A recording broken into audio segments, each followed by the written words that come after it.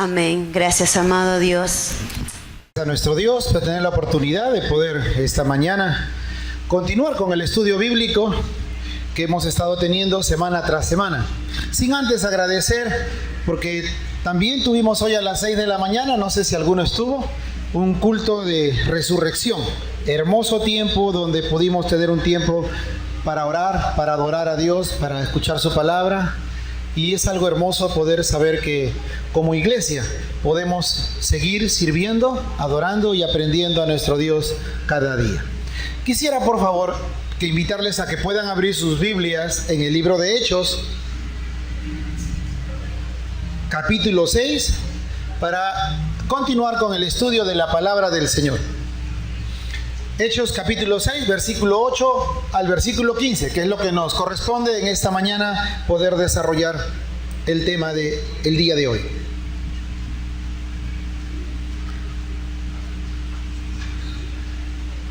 ¿Todos lo tenemos? ¿Sí?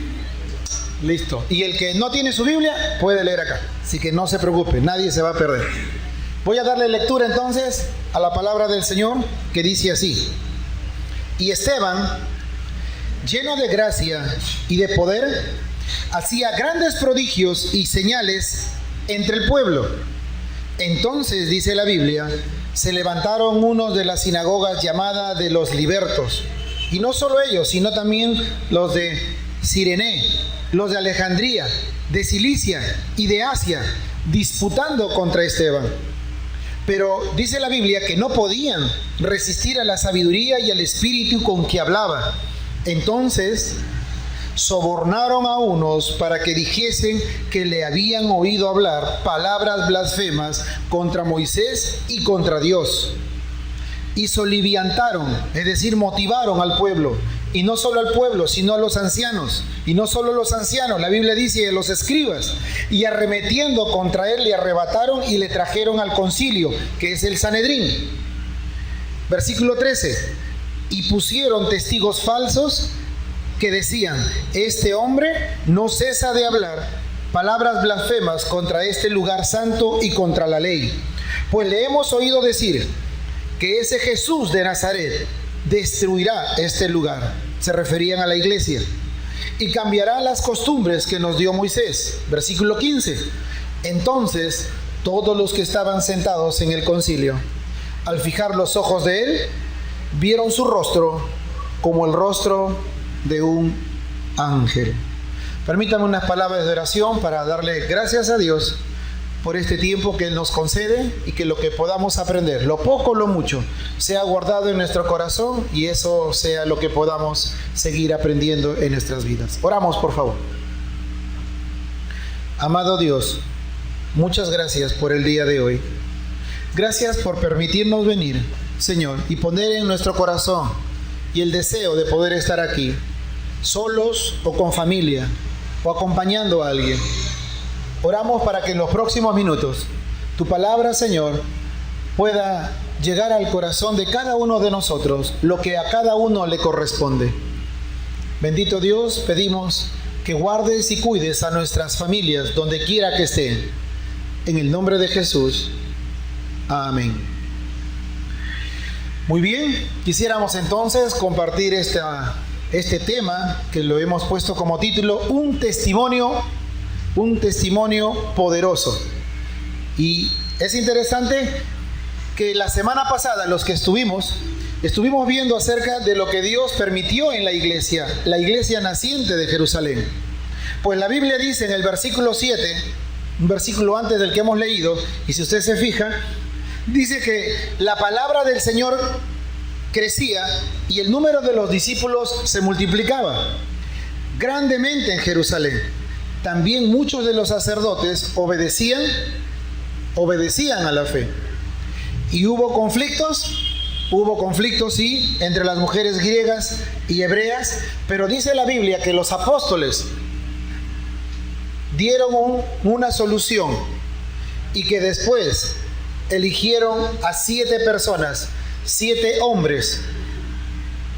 Y la Biblia nos va a mostrar que una vez elegido, vuelve el versículo y dice, y la iglesia seguía creciendo. Si hay algo que debemos reconocer o meditar, es que a pesar de las circunstancias, a pesar de los problemas, a pesar de las cosas que pasen en la vida de una familia, en la vida de una persona, en la vida de una iglesia, de un ministerio, de una institución, no debemos dejar de crecer en nuestras vidas.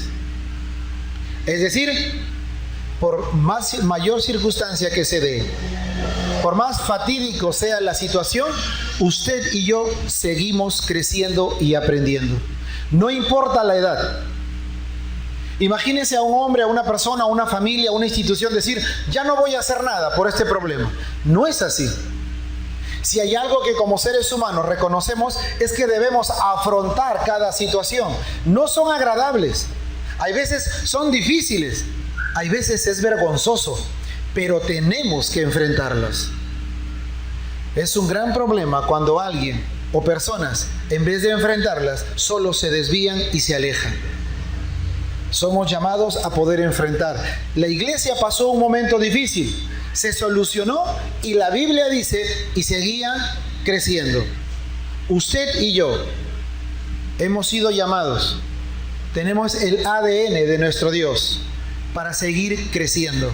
No podemos detenernos. Y no me refiero solo en tamaño, me refiero en conocimiento, en experiencia, en aquellas cosas que usted y yo pasamos a diario. Por eso, a partir del versículo 8, si usted lo nota, el escritor Lucas nos va a llevar a centrarnos en uno de los 7 servidores. Su nombre, ya lo hemos visto, Esteban. Y es interesante porque Esteban llega a ser el resultado del obrar de Dios, pero un hombre que fue elegido para servir. Un detalle a tomar en cuenta aquí, y estamos en la introducción, por favor. Es que Esteban, antes de ser llamado a servir en las mesas, ya era un hombre que servía. ¿Y es importante mencionarlo? Sí. No fue un hombre pasivo, no fue un hombre que solamente estaba y no hacía nada. Como para decirle, ¿quieres servir? ¿Te gustaría servir? No, él ya servía. Habla eso de un carácter, habla de eso de un deseo personal como hombre que era, de poder estar sirviendo de alguna u otra manera. Es ahí donde la Biblia muestra que él es llamado a servir. Y eso habla de que la obra de Dios, la iglesia de Dios, siempre necesitará hombres y mujeres que estén dispuestos a servir donde quiera que se les llame. Usted tiene dones, tiene talentos, pues Dios lo utiliza de esa manera para poder servir. Y eso habla de poder ubicarnos en el lugar donde debemos estar. Ahora que entramos al estudio de Esteban, vamos a darnos cuenta que Esteban entendió la posición y el lugar que le correspondía. Caso contrario, se crean grandes problemas cuando yo quiero hacer algo para lo cual no he sido creado. Y Esteban fue aprendiendo, porque eso no se aprende de la noche a la mañana, por una noche de oración o por de un momento a otro momento. Usted y yo vamos aprendiendo cuál es el lugar que Dios nos ha puesto. Y recuerden, Esteban era un servidor. Muchos dicen uno de los diáconos. Y ahí es donde vamos a entrar entonces. Porque si alguna vez hemos de preguntarnos o hemos de preguntar a otros, mi hermano o mi hermana, ¿usted está sirviendo a Dios? Sí, estoy sirviendo.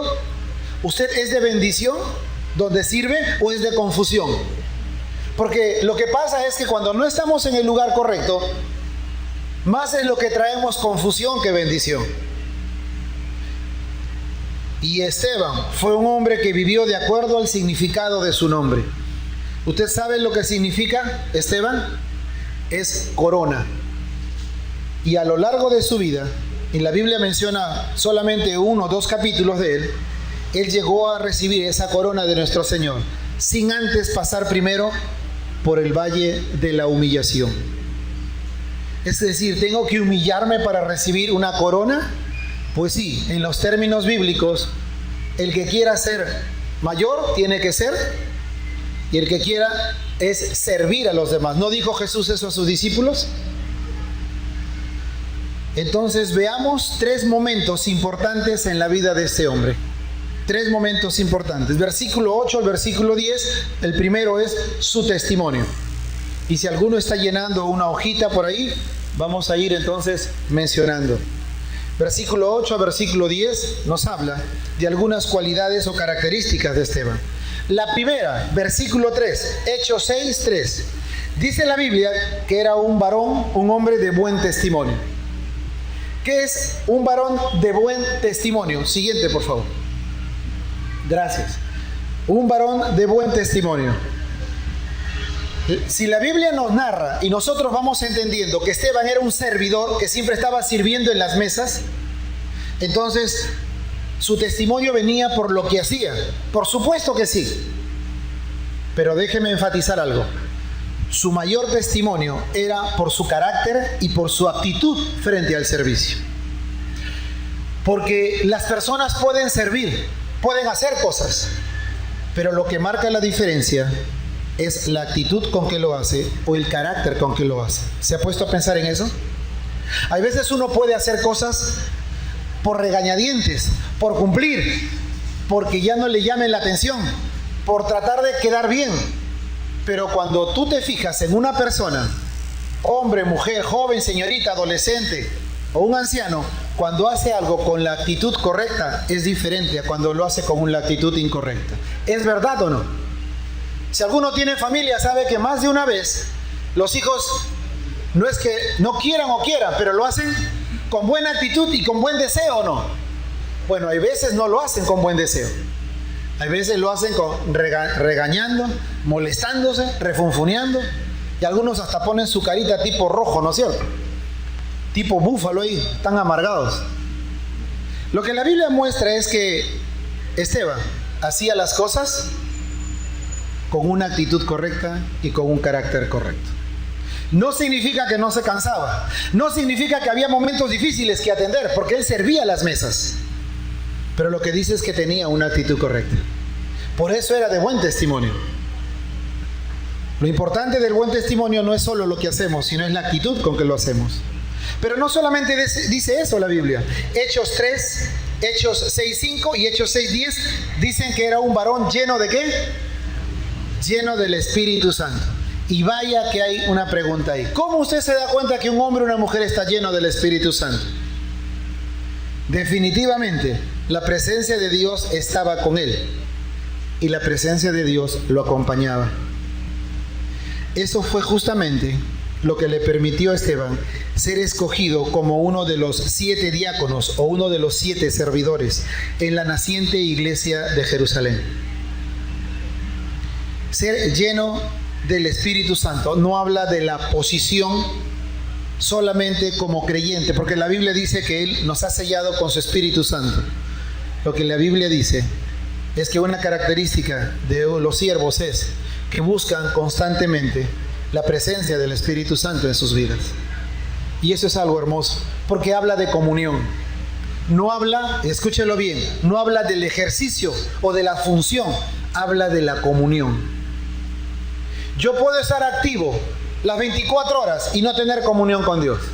Y por lo que hago no significa que estoy constantemente recibiendo y buscando la presencia de Dios. Un peligro que puede ser mal visto o puede pasar a la ligera. Pero no solamente eso. La Biblia dice que era un varón lleno de sabiduría. Y la sabiduría es porque él conocía la palabra y vivía la palabra. Ahí está la sabiduría, en conocerla, pero también en vivirla. Ya en otro momento, lo cual leeremos y trabajaremos sobre el tema, es que no podían resistir a su sabiduría y a su capacidad de hablar. Sabiduría no es solamente conocimiento, sabiduría es entender lo que Dios quiere.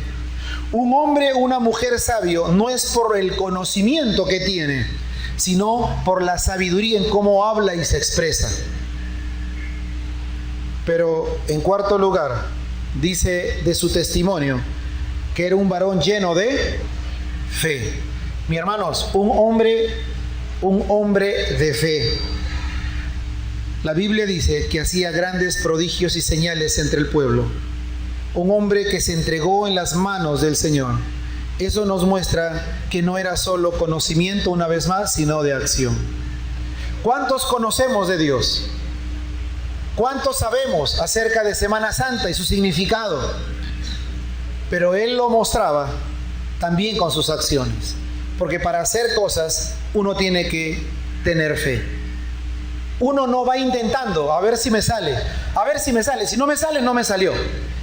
O un término mal usado que no es bíblico, pero que se utiliza entre algunos cristianos. Si no me sale, no es de Dios. Y si me sale, es de Dios. Eso no es tener convicción. Eso es ver a ver qué sale y qué no sale. ¿Se ha puesto a pensar en eso? Es fácil hablar y decir, no salió, no es de Dios, pues no es de Dios. Entonces tu convicción es como aquel joven que puede estar convencido, un hombre o una familia, una iglesia, de que Dios lo ha llamado a hacer algo. Ve obstáculos y ¿qué dice? No es de Dios, no es de Dios, hay obstáculos, no es de Dios. Hay que saber discernir, hay que ser sabios y hay que tener fe para saber decir, sí, hay obstáculos, sí, hay problemas, pero a eso nos ha llamado Dios. Amén. Porque en la actualidad, la sociedad y el mundo hedonista que tenemos nos enseña que si hay problemas, rompe, porque ya hay problemas. Ya no sigas, termina las cosas. Eso no dice la palabra de Dios. Y lo que vemos justamente es esto en la vida de Esteban. Ahora bien, la Biblia dice que estaba lleno de gracia y lleno de poder. ¿Por qué? Porque era un hombre lleno de gracia de Dios, de la gracia de Dios y del poder de Dios. Déjenme decirles, porque estaba lleno de fe y lleno del Espíritu Santo. Lo digo una sola vez más con la intención de que lo medite por un momento. Era un hombre que estaba lleno de la gracia de Dios y lleno del poder de Dios, porque era un hombre que estaba lleno de fe y lleno del poder del Espíritu Santo. Por eso es que Esteban en el Nuevo Testamento está rodeado de cada cualidad que hablan acerca de, tome nota, no de lo que hacía, sino de su carácter y su actitud. ¿Qué es lo más importante en la vida y en la sociedad? ¿Se le mide a usted y a mí por lo que hacemos? Sí, en alguna manera. Pero ¿cuál es la medida correcta? La actitud y el carácter que tú y yo tenemos para hacer las cosas. Ahí es donde está la medida correcta. Porque si se trata de que hagan, muchos pueden hacer. Pero los frutos es en la actitud y en el carácter correcto. No sé si usted se da cuenta por el texto leído. Dice la Biblia en el versículo que leímos al inicio. Dice versículo 8, y Esteban lleno de gracia y de poder, ¿qué hacía? Dice el versículo 8, por favor, hermanos. Hacía grandes prodigios y señales. Es decir, hacía milagros. Note, el texto nos muestra la semana pasada que él fue elegido para ser uno de los 7 diáconos, servidores. ¿Para servir qué cosa? Entre las mesas. Servir las mesas. Pero ahora el versículo 8 de este estudio dice que él hacía señales y prodigios. Si usted nota, por favor, el texto nos muestra entonces que este hombre llamado Esteban tenía la capacidad de servir y servía fielmente en las mesas. Pero luego el versículo 8 nos muestra que también tenía la capacidad de hacer señales y prodigios y milagros. Y fue fiel también en lo que hizo. Un detalle a tomar en cuenta aquí, y quizás nos ayude en nuestras vidas. Esteban realizaba su ministerio, sí, lleno de gracia y lleno de poder, tanto en el servicio a las mesas, como de igual manera con prodigios y señales. ¿Había alguna diferencia en ambos? Su actitud y su carácter seguía siendo el mismo. Si en lo poco me eres fiel, ¿qué dice la Biblia? En lo mucho te pondré. Y aquí hay algo tremendo, un ejemplo muy, muy particular. Él servía las mesas y hacía milagros en otro momento, porque él evangelizaba. Pero ni uno ni otro le quitaba su actitud y su carácter. Piénselo, por favor. Porque una cosa es servir las mesas, entre comillas, solo servir, apoyar, limpiar, y otra cosa es hacer milagros y señales, hermanos. Y ni una de las dos cosas lo cambiaba o lo trastocaba su forma de ser. Es decir, ¿qué pasaría si uno de nosotros o cualquiera empieza a servir a Dios? Y sí, empieza barriendo, limpiando, ordenando y se siente gozoso. Pero después de un tiempo Dios permite, y escuche bien, Dios permite que tengas en otro lugar, que estés compartiendo, que estés predicando, que estés en el consejo administrativo, que estés de consejero, que estés en un ministerio, cualquiera que fuere. Entonces ya yo estoy en otro nivel, entre comillas. Y después de alguna manera se me pide regresar a servir las mesas. Un ratito, ya yo estoy acá, ya yo no puedo bajar. Un momentito, ya logré esto ya. Hermano, discúlpeme, ya tengo tantos años, he logrado esto. Dios me ha dado, y obvio que es de Dios. Y eso significa que por servir las mesas, tu carácter y tu actitud debe cambiar. Es interesante lo que vemos en la vida de Esteban. Los milagros, que eran portentosos, eran milagros. Por un lado, no le cambiaron su actitud o su carácter de poder, seguir sirviendo de la misma manera a Dios. ¿Le ha pasado alguna vez eso? De que estando sirviendo, tuvo que cambiar su servicio a otro y una cierta incomodidad, cierto detalle. No es como la sociedad lo plantea, mis amados hermanos.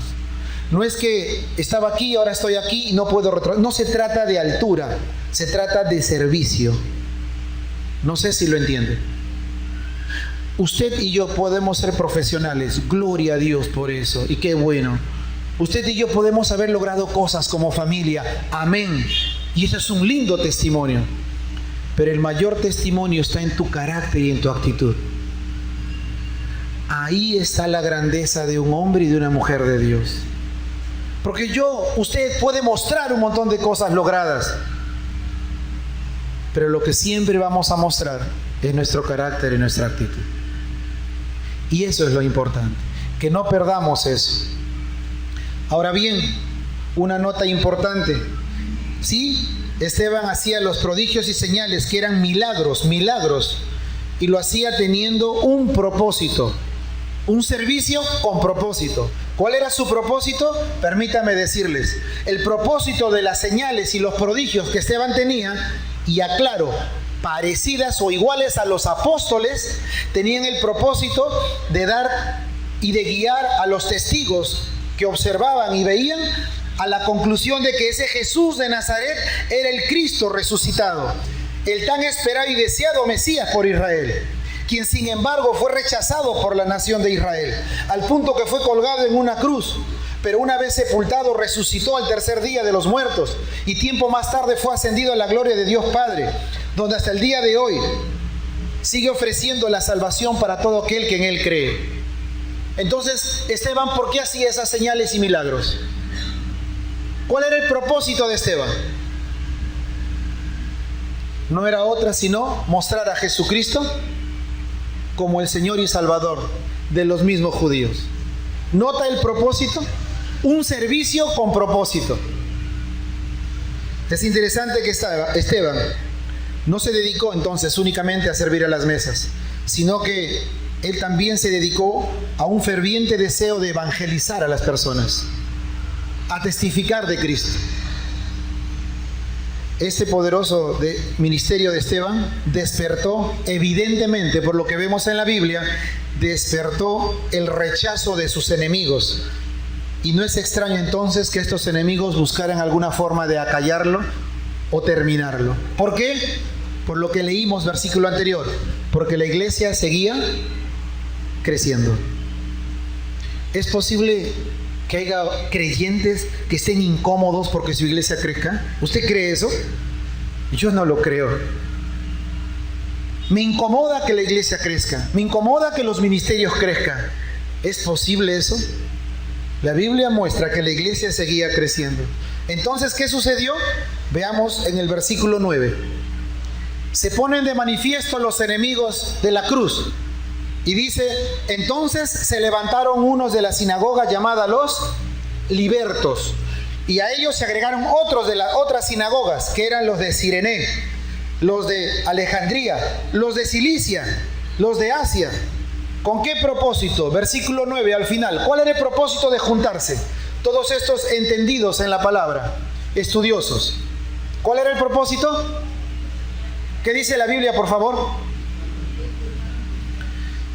El propósito era poder, de una u otra manera, cambiar la manera de pensar de Esteban.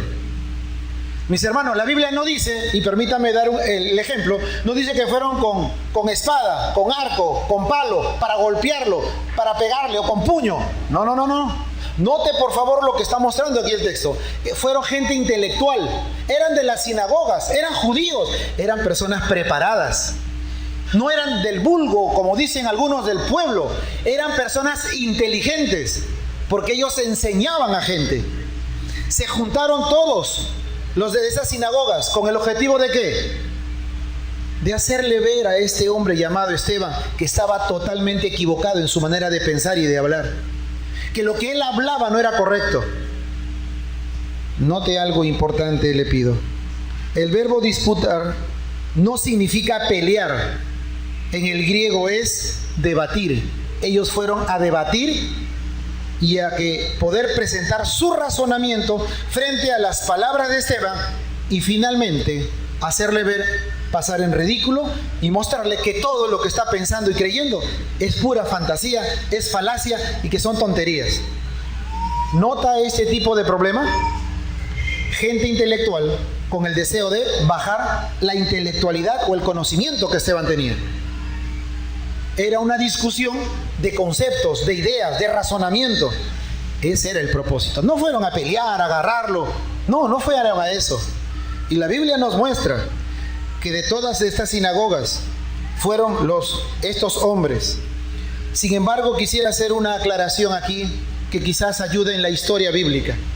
La Biblia menciona que una de las sinagogas era de Cilicia. ¿Recuerda usted? En el texto está. Cilicia es la sinagoga de donde provenía Saulo de Tarso. Es decir, Saulo de Tarso, quien sería después el apóstol Pablo, estaba en la sinagoga de Cilicia. Y él fue uno de los que fue a discutir a Esteban. ¿Qué quiero decir con esto? Que en su deseo, en su ímpetu de poder discutir y razonar y debatir, Dios fue a través de Esteban. Note por favor, a través de Esteban, poniendo las semillas en el corazón de Saulo, quien después se encontraría con el Señor y cambiaría su vida para siempre. Qué interesante. Es decir, Dios tiene el control de todo. A pesar de que venía Saulo a debatir, Dios fue cargando su corazón de las palabras que seguramente saldrían de Esteban. Entonces, los de la sinagoga de los libertos eran judíos que en un tiempo eran esclavos, ahora estaban libres, y ellos religiosos, decidieron volver a Jerusalén. A ellos se le agregaron Cirene, Alejandría, y los de Asia y todos ellos. Note por favor que todos se juntaron para trabar un encendido debate contra Esteban. Una vez más, ¿para qué? No para pelear, sino para discutir, nivel a nivel. ¿Y qué dice el versículo 10, por favor? ¿Qué resalta el versículo 10? Frente en esa confrontación, dice el texto, pero no podían resistir a la sabiduría y al espíritu con que hablaba Esteban. ¿Qué está sucediendo aquí? ¿Lo entiende el texto? ¿A qué se refiere? ¿Esteban estaba solo o no? No, Esteban no estaba solo. Esteban estaba con la presencia de Dios, un hombre lleno del Espíritu Santo, ¿no leímos antes? Un hombre de fe, un hombre de buen testimonio. Él no estuvo solo. ¿Qué quiero decir con eso? Esteban simplemente era el instrumento guiado por el Espíritu Santo para ese debate. Porque ¿quién puede mantenerse firme contra el Espíritu Santo, hermanos? Por eso que el texto dice que los judíos de todas esas sinagogas no podían resistir la sabiduría y el espíritu con que Esteban hablaba. Si quisiéramos resumirlo, Esteban hizo pedazos a los judíos en su razonamiento. Él presentaba a Cristo resucitado, mientras ellos presentaban toda una serie de formación religiosa. Y la Biblia dice, no podían con él. Es interesante. Si quiere algo importante, quiero que sepa que estos judíos de las sinagogas, el que se les rebata su razonamiento, porque recuerden, ellos enseñaban a las personas, esto los humilló. Esto era una humillación de parte de Esteban. No era solo una cuestión intelectual, porque ellos eran las personas, ellos eran los maestros, ellos eran las autoridades. Para ellos era una humillación que un hombre le esté rebatiendo todo. Así que de modo que buscaron otras formas de vengarse y de lograr que este hombre llamado Esteban de una vez calle para siempre. ¿Por qué? Porque traía un pensamiento cristiano de Jesucristo y ellos no podían rebatirle. Quisiera resaltar algo importante. Si usted fija su mirada en el versículo 10, no se nos dice, vean la gramática, no se nos dice que no podían resistirle. No dice eso. Lo que la Biblia dice es que no podían resistir a la sabiduría y al espíritu con que hablaba. Es decir, él hablaba en el poder y en la presencia que Dios le daba. ¿Nota la diferencia o no nota la diferencia? Voy a usar este término. Si yo logro algo, digo, yo lo hice. ¿Ya se dieron cuenta? La sabiduría ¿de quién viene? Viene de mí, no viene de nadie más. Esteban estaba siendo guiado por el Espíritu Santo. En el día de hoy hay personas dentro de la iglesia y fuera de la iglesia que siguen a personas, a hombres, a mujeres, porque creen que en él o en ella está el poder, en él o en ella está la solución. Perdónenme, la Biblia dice claramente que el poder y la solución del ser humano y de cualquiera está en Cristo Jesús, está en nuestro Dios. Esteban, por lo que rebatió, porque la Biblia dice que los rebatió, los humilló, pudo haber dicho, ¿no se dan cuenta? No, él en todo momento, desde que está evangelizando con prodigios y milagros, desde que está debatiendo y están quedando mal sus oponentes, él está honrando a Dios. ¿Eso qué habla una vez más? Carácter y actitud. Carácter y actitud. ¿Puede el hombre o la mujer ser tan orgulloso o orgullosa de no reconocer que lo que tiene viene de Dios? ¿Puede haber tanto orgullo en un ser humano para poder pensar que es todo fruto solo de lo que uno hace? ¿Y Dios dónde está? ¿Y dónde encaja entonces la creación? Por eso la Biblia dice la necedad del hombre. Esteban hizo pedazos todo razonamiento de estos judíos y ellos sí que se amargaron. Así que por eso creo que el hombre o la mujer que está más cerca a Dios, que cree estar más cerca a Dios, que busca más a Dios, no se entrampa con discusiones, con pleitos, de a ver quién sabe más, quién tiene más Biblia, tú o yo, nuevas cosas que van saliendo. No, lo que más hace un hombre o una mujer que más se acerca a Dios no es discutir, es interceder, porque sabe que está ahí el problema, no está en la discusión.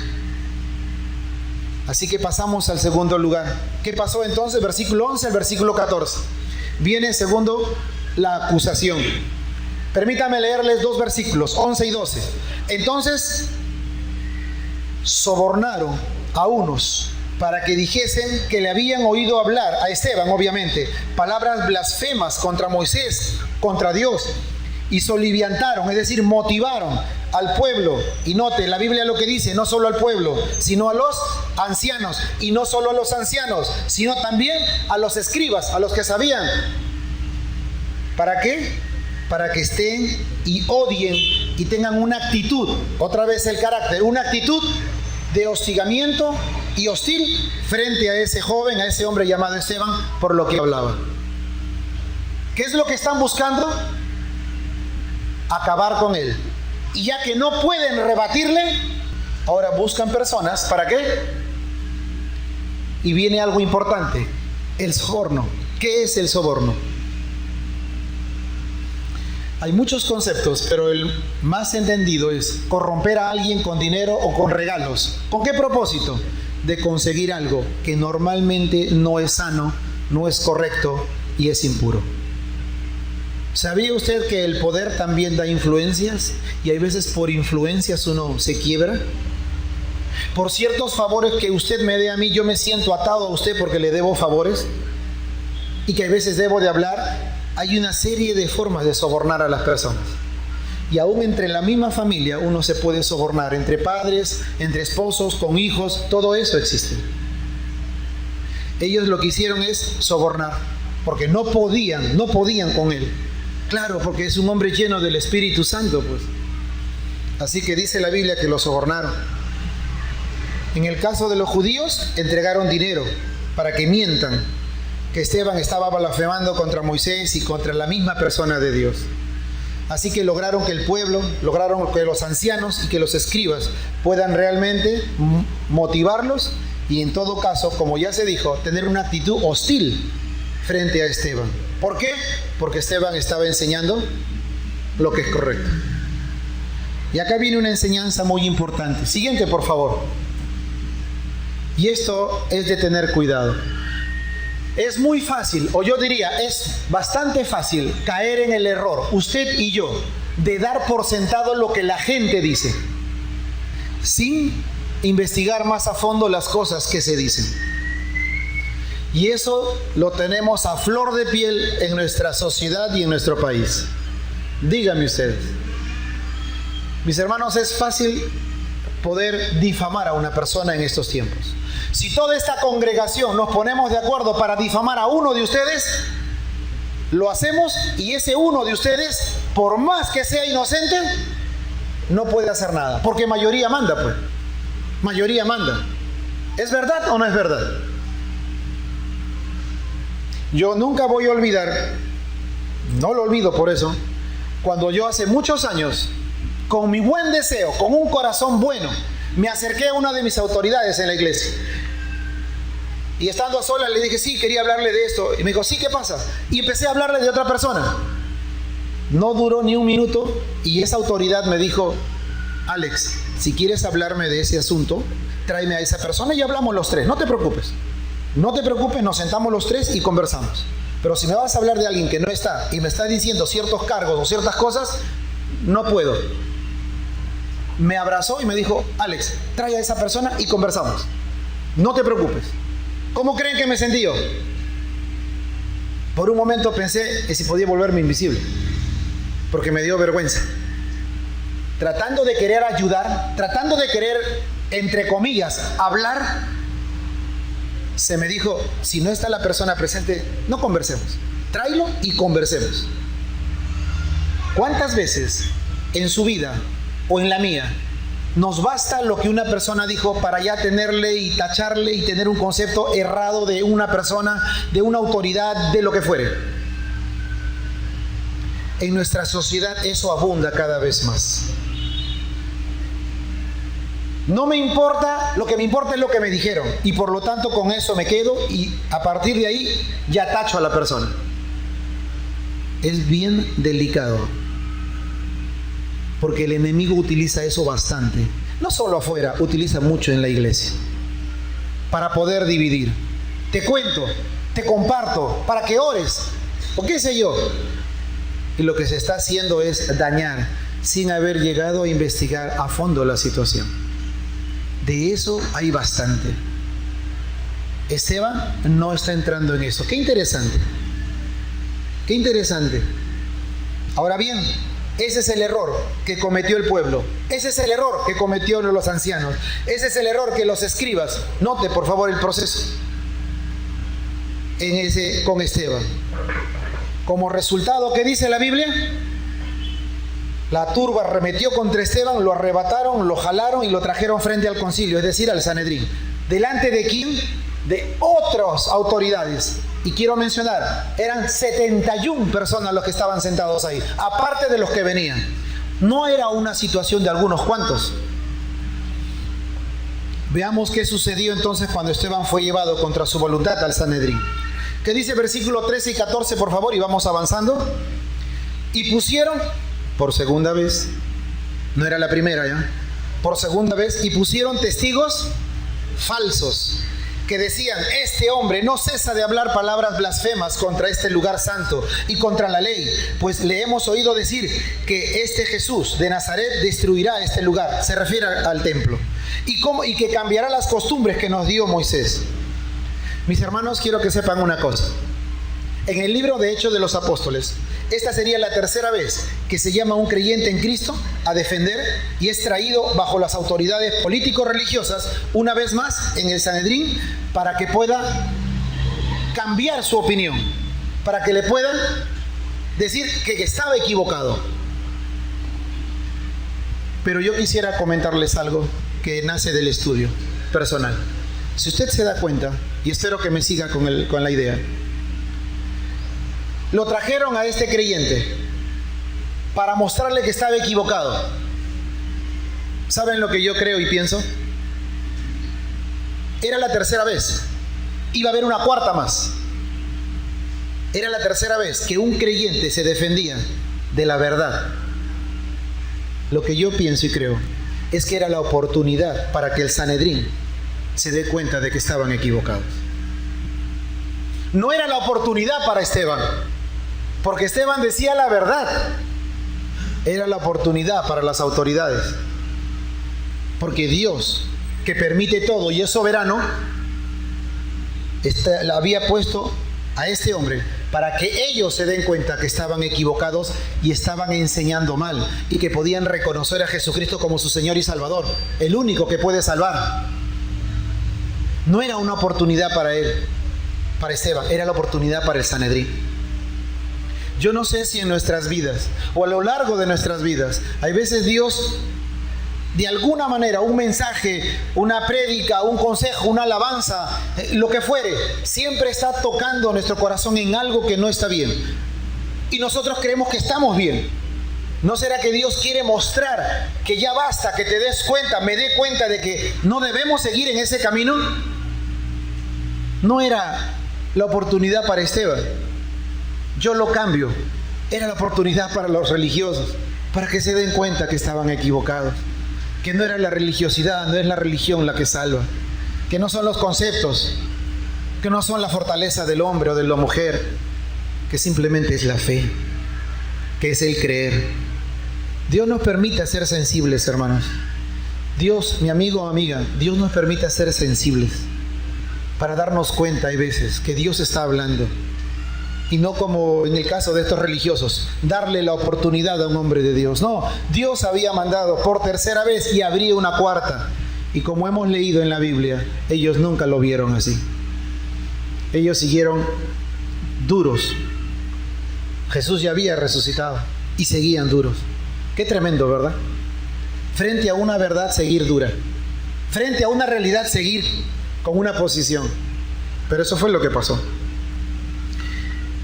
Para hacer más creíble la mentira de estos falsos, transgiversaron lo que Jesús dijo estando en vida en el mundo, en Juan 2:19, cuando Jesús dijo: destruid este templo y en 3 días lo levantaré. Obviamente Jesús no estaba hablando del templo de Jerusalén, él hablaba de su cuerpo, en referencia a su resurrección. Pero ellos torcieron, estos falsos testigos torcieron lo que decía Jesús, porque decían: Jesús quiere destruir el templo, y agregado a eso, quiere cambiar las costumbres dadas por Moisés. Otra gran enseñanza ahí. Otra gran enseñanza. Hay veces, y también lo vemos a menudo por lo que se escucha, hay veces o se lee, de todo lo que dices yo agarro solo una palabra y lo guardo, y con esa palabra te califico. No quiero escuchar toda tu oración, no quiero escuchar todo tu razonamiento, solo me agarro de una palabra y con eso es suficiente para dañarte y buscar sin razón cualquier problema. ¿Lo ha visto? ¿Lo ha escuchado alguna vez? No, él dijo tal cosa. Sí, pero ¿qué fue lo que dijo totalmente? No, yo me quedo con esa palabra. El problema está ¿dónde?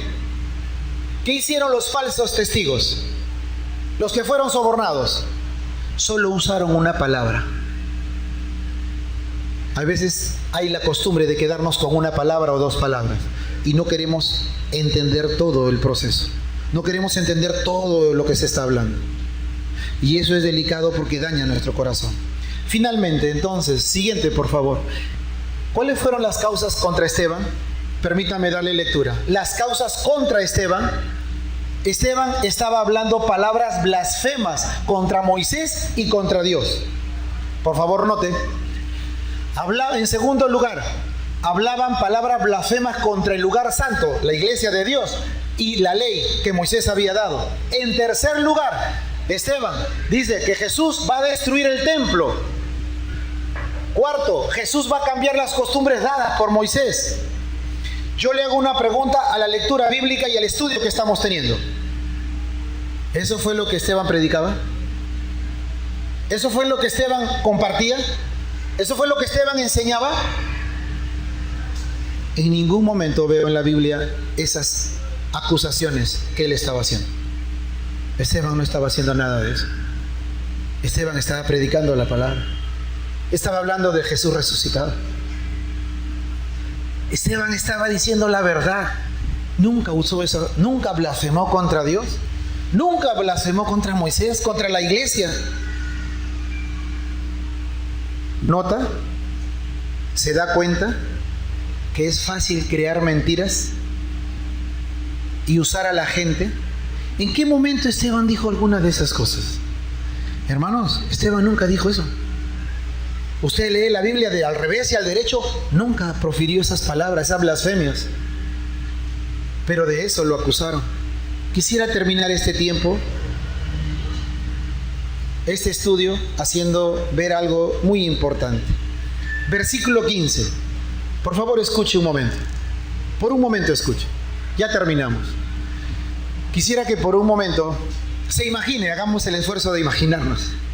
Esteban está frente al Sanedrín, 71 personas sentadas, escuchando todo. Del pueblo, los ancianos, los escribas y los de las sinagogas. Hablando, más los testigos falsos. Hablando todo en su contra. Hablando que él blasfemaba. Le pregunto, si usted no va hasta el fondo del asunto y solamente se queda escuchando esto, los cuatro, regrésalo por favor un ratito. Escucha esto, esto y esto. ¿A usted le incomodaría?